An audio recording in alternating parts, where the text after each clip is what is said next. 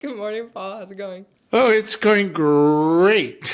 Yeah, How did are you? you, Jacqueline? How was your weekend? I understand you're in Maine, and I understand your car broke down in Maine. Yeah, it didn't fully break down, and now I'm back in Massachusetts. It was a whole thing, but yeah, we tried to get an oil change, and they were like, "You need to get this to a mechanic ASAP." So we just decided Oh, to. so you made it from Maine to Massachusetts without a mechanic.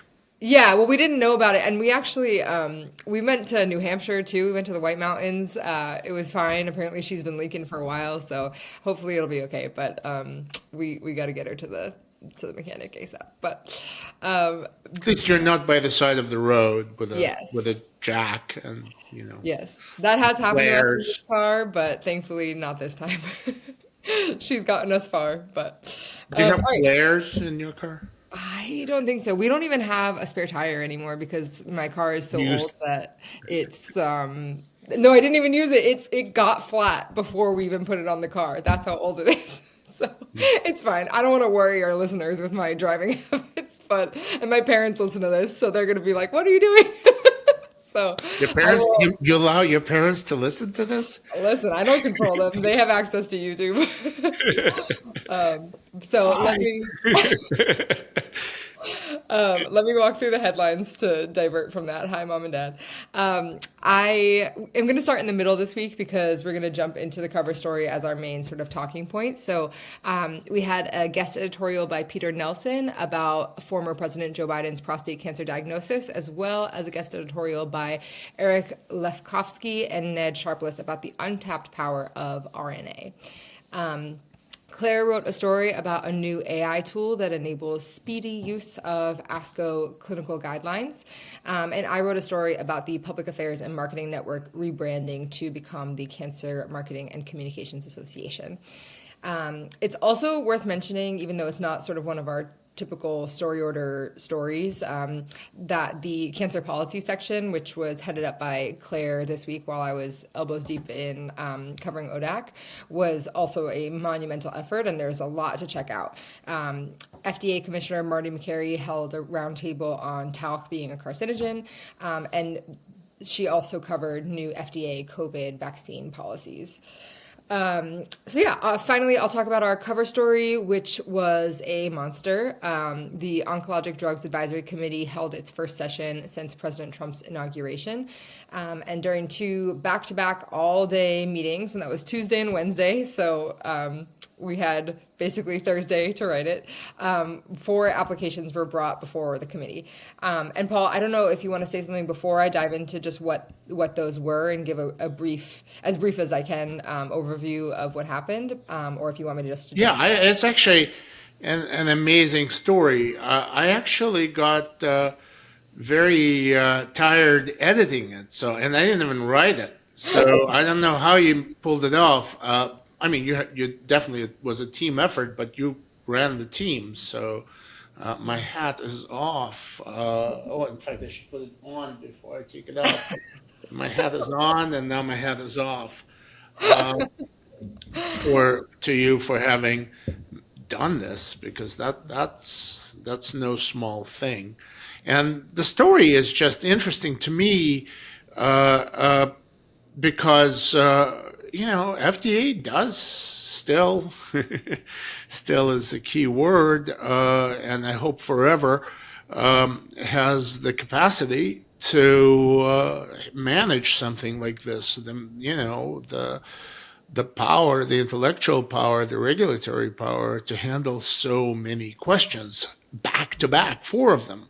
Yeah. Usually an ODAC is, one, two, rarely three, almost never four these days. I mean, it's been different things at different times, but four applications is it's been years. If I'm sure it's happened. Yeah. It's an old committee. Yeah. Yeah. Definitely recent memory. Um, yeah, and it was kind of weird. They had a sort of an impromptu visit from FDA Commissioner Marty McCary and CBER Director Vinay Prasad, and they just like stopped by to say hello. McCary had some pretty fun, silly jokes about using the trial names to make some puns and things like that. But have you ever seen a FDA commissioner just show up at a ODAC, Paul? I've never seen it. Have I? No. I have never seen an FDA commissioner just pop in and say, we were in the neighborhood and thought we'd stop by.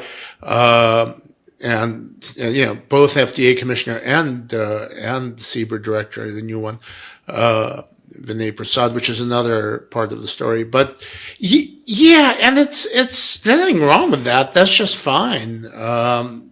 I guess one disadvantage is might be that it might look like somebody's trying to sway the committee, but this is not a committee that's easily swayed, so I'm not as worried about that at all. In this case, Marty McCary did mention national interest in China and so forth, and this was just, in fact, a regulatory question involved conduct of clinical trials offshore and specifically in Asia. So I don't want to read too much into it. It was nice. It was kind of always nice to see a change of pace is always a good thing. Actually, Jacquelyn, you know what might be good is we should just go through those 4 applications and why they're there and the questions asked and Totally. You read my mind. So I'm going to say number 1, 2, 3, and 4, just for ease of listening. So, and like I said, I tried to make these as brief as possible. So please excuse a little bit of rambling. So number 1, ODAC, and this is the one that Paul was already talking about. ODAC recommended against the approval of glofitamab injection for the treatment of relapsed refractory diffuse B-cell lymphoma submitted by Genentech Inc. The application was brought before ODAC because of disparate clinical trial results between participants enrolled in Asia compared to those enrolled in non-Asian regions, including Europe, the US, and Australia, calling into question whether the trial results were generalizable to a US population. So that's what Paul was talking about and what McCary sort of mentioned when he stopped by to say hello in terms of national interest and that type of thing.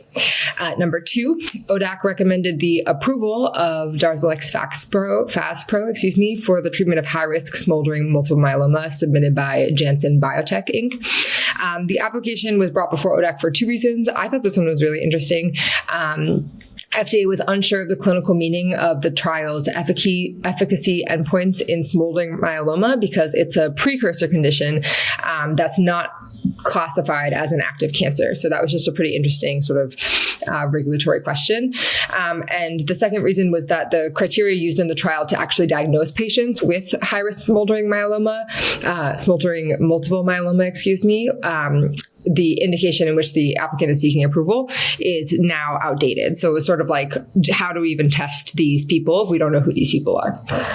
Number 3, ODAC was split ultimately on the approval of mitomycin for the treatment of low-grade intermediate risk non-muscle invasive bladder cancer submitted by Eurogen Pharma Inc. The application was brought before ODAC because Eurogen, against FDA advice, submitted a single-arm trial to support its application in an indication where a randomized control trial was technically feasible.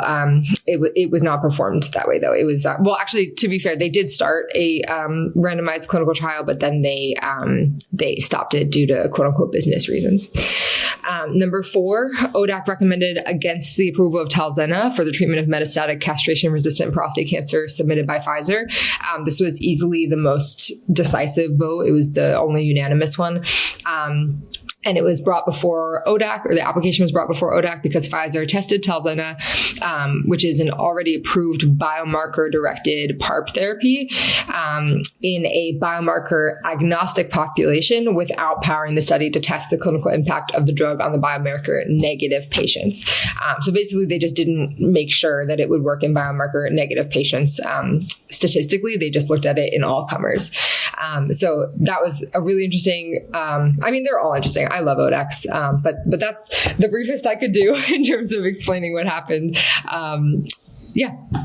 No, that was, actually your reading has gotten so much faster since we started the podcast. I mean, you can read. You could probably read an ODAC application faster than AI. We could probably stage a competition, Jacquelyn versus AI, and you'll win, hands down. Well, I'm on my second coffee and I'm already a pretty fast talker, so that's probably part of the reason. Very helpful. Very helpful. So, yeah, what was really interesting is that they were able to handle all that. Yeah. And we have no idea how many people really are remaining at FDA, in parts of FDA. Oncology didn't get too badly clobbered, although from what I understand, the middle level, kind of like people who are between the OCE director and the medical reviewers, they're sort of all gone. They've all moved on, or mostly gone. Yeah. So it's a different game. Yeah. In that sense, but it also tells you how important it is to have this agency and to have this function, to have the vision. Yeah. I don't know where we are in all of this, but it's nice to know that as of last week, things functioned. Yeah. Yeah. And forgive me if I'm wrong. I know we talked about this a little bit off camera, so I'm not sure if I'm repeating here, but the idea that this is the first ODAC, the first convening of the ODAC since Trump's inauguration. After, immediately following his inauguration, there was sort of this communication silence. And then they slowly started putting out approvals and guidances, slowly increasing the sort of communications, their communications. And now it seems like it's back to business as usual. I know that McCary started a new podcast as well. It seems like they're full blown back to communications. Is that accurate, Paul? Would that be fair to say? Seems that way. Yeah. It's basically the blackout post election, plus the time it takes to announce a meeting. Yeah. And maybe a little bit more on top of that. So we're at the end of May or mid-May in that case. Yeah. Last week, when things could catch up. Yeah. Which is great that they were able to catch up. So yeah. I mean, imagine if they weren't able to have this ODAC. It was very fruitful conversations, very important insight from the leaders in oncology. I'm personally grateful that I get to see inside some of these decisions, the logic behind some of these decisions for approval or not approval. So definitely. Oh, the committee is fabulous. The committee is always fabulous. Yeah. It's always nice to hear these discussions. I mean, one of the reasons this job is such a privilege and so fun, even when the times aren't great as they are to be a journalist, is that in oncology you get to watch erudite discussion of clinical issues, scientific issues of all sorts, as a kind of a spectator sport. It's really incredible to watch. Yeah. I don't know if you share that. That's kind of. Oh my God. Yes. I think it's funny because we've definitely talked about how, maybe 2 or 3 podcasts ago, the idea that, what we would give to just cover an ODAC, and then the universe was like, here's 4. Here's 4. But we knew it was coming. Come on. You've got to give us more credit than that. Yes, of course. But still, it's funny that, we definitely wanted this, and then it definitely came out with full force. So it was definitely, I got tired just editing it. Yeah. It was. Imagine how difficult it is for you. Yes, and I wrote another story on top of that last week, so it was definitely a crazy week for sure. But in your spare time, in my spare time, I didn't really have much spare time last week. It was pretty much the cancel letter. But like I said, very exciting to cover ODAC, and like you're saying, it's truly enjoyable to watch as a spectator sport. It's fascinating, and I think it is a privilege really to see the discussion and see how it's worked out. And because none of these except for one was unanimous, like all of them were a discussion. So I love it. Well, it's also interesting when ODAC splits. And it's also interesting how having the top experts, as they did in the Jensen application, and top experts in the field basically present a case that clearly carries weight with the committee. Yes. So there's this kind of a dialogue that you're starting to kind of see. And it doesn't always help. They also had the data, or the argument at least, that worked. So yeah. No, it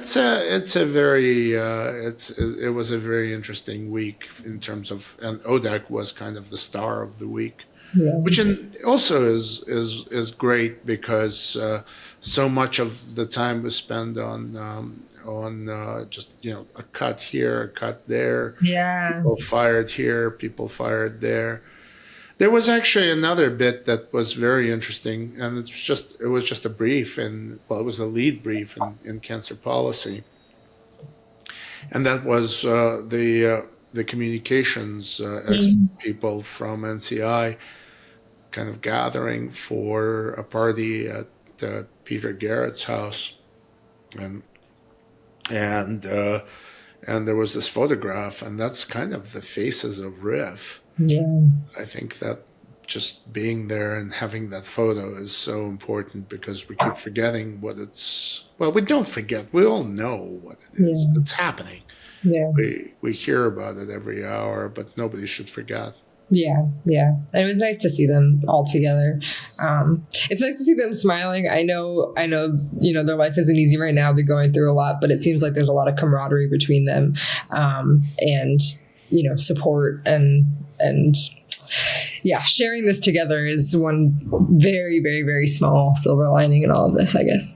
Yeah. Well, as Kim Rathmel has said time and time again in her columns here in the Cancer Letter, we all have to be taking care of each other at this point, at this time, and making sure everybody is okay.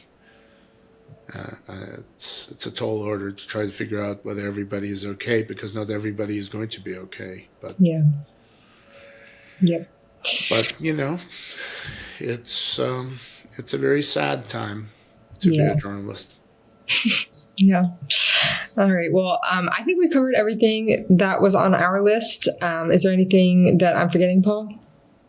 I think we covered a lot. ODAC is the star of the week.